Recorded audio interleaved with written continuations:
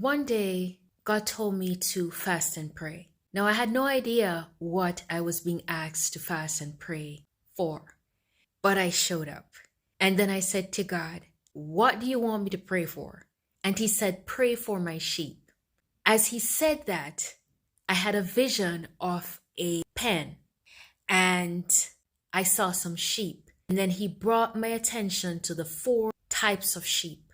The first set of sheep were outside of the pen. They were just happily grazing, no care in the world, but they were not in the fold. Jesus talked about these sheep.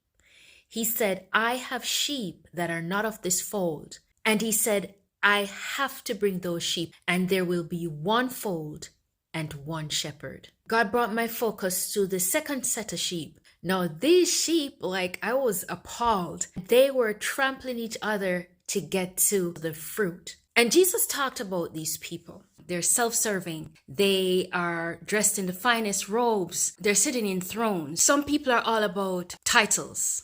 Some of these people, they will not lift a finger to do anything, and yet they criticize everything that everybody else does. Backbite, backstab. And so these sheep basically do not practice what they preach.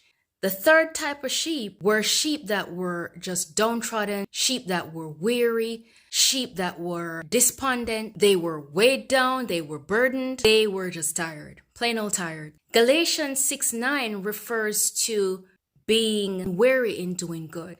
They felt like they were laboring and they were not seeing the fruits of their labor, and they were basically giving up. And then God drew my attention to the last set of sheep. Now, these sheep were on fire. These sheep were excited. They were motivated. They were determined. They were filled with the joy of the Lord. I saw myself in one set of those sheep. I won't say which set I was, but I saw myself.